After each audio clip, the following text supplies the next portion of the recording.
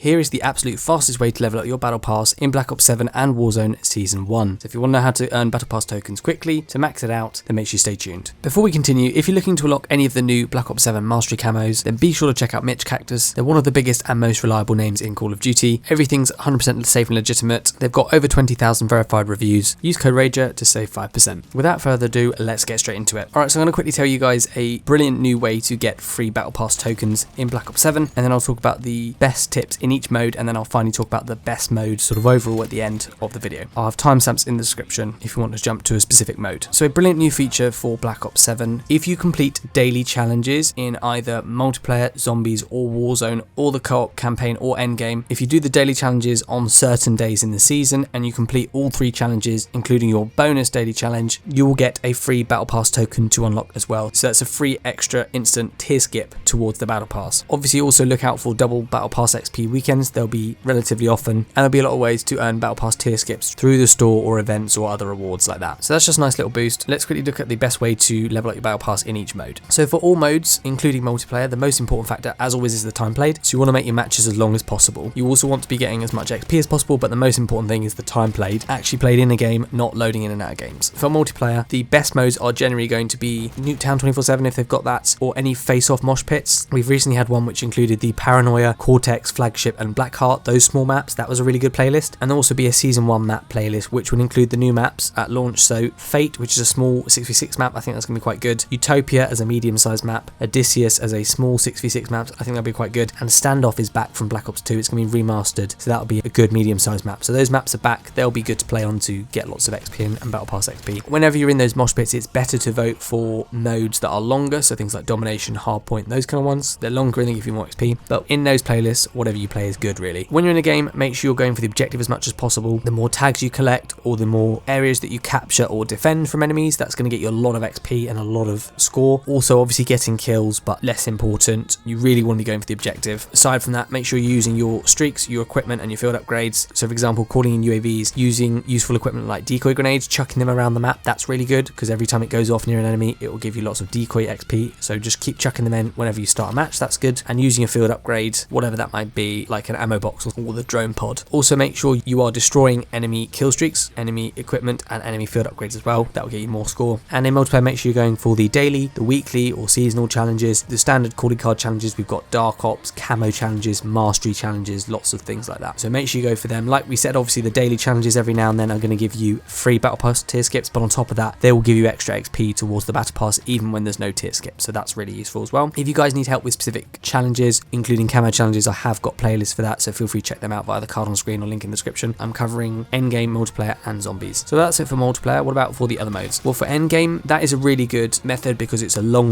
match, so you're going to get a lot of time played. It's going to be more efficient rather than loading in and out of games, and if you're doing stuff throughout the match, you're going to get a ton of XP. One thing I'd really recommend, either heading to areas and keep killing zombies over and over again, the fear zombie enemies. So either somewhere in tier 3 or tier 4 is quite good. So for example, the island in tier 3, which is in the middle of the sea, I'll show you guys where that is. You can keep grinding zombie kills on the island, or otherwise if you go to the hills to the left of Trinity Stadium, all of that area across there will get you tons of fear zombie kills. They'll keep spawning in over and over again. And also the hill area above resort, that's really good as well. Areas like that, the zombies are going to keep spawning in over and over again. You kill them, go to another spot, kill them, and you can just keep going around in a circle and sort of infinitely grind for zombie kills. That's an incredibly good way to get power for your combat rating, weapon XP and Battle Pass XP. So that's a really good method. Alternatively, another great thing is continually doing assignments, which is like kind of like contracts. The best thing to do, it's really easy. If you've got a high enough combat rating and your weapon has a good damage level, if you go to do the assignments in tier 3 or tier 4, like the HVT ones, so you've got to kill the HVT. My favorite is in the tier 4 zone because it gives you more XP and power and things like that. If you head to the tier 4 zone, pick up the HVT contract. If you use the kinetic jump, you can jump up into the air and fly to the church. You literally head round to the left side of it, throw a couple of grenades, shoot the HVT in the head, and within sort of 20 seconds, it's dead. You then sort of fly away and maybe do another contract somewhere else, like a HVT assignment in the tier 3 zone, and then fly back again and do it. Rinse and repeat, do that throughout the whole game. You're going to get tons of XP for your weapon, for you, and for your Battle Pass. So that's incredibly good and a fantastic way to level up your Battle Pass quickly. In zombies, there are loads of different ways to level up your Battle Pass. So the maps we've obviously got Ashes of the Damned, lots of good methods. I really like holding up in a specific area and just taking out the zombies. You can obviously just train them around the map, but what I like doing is going to an area like Blackwater Lake, go to that cabin, head up the stairs, turn right, and in that bedroom there with Speed Cola, just sit in that room and look out of that door, because all of the zombies will only come through that one door. They won't really come through the windows, they'll only come from that one door, so you just keep taking that over and over again. Speed cola is right next to you, so you can reload fast. The ammo box is downstairs, so you can keep getting ammo, and just outside the door is the armory to upgrade your damage of your weapon. And if you need to pack a punch, Tessie will be with you just outside the cabin if you've driven there. So that's an incredibly good method. There's obviously going to be the new Astra Malorum map as well. I don't know any specific methods yet, but something similar will be good. Otherwise, just training the zombies around the map will be fantastic.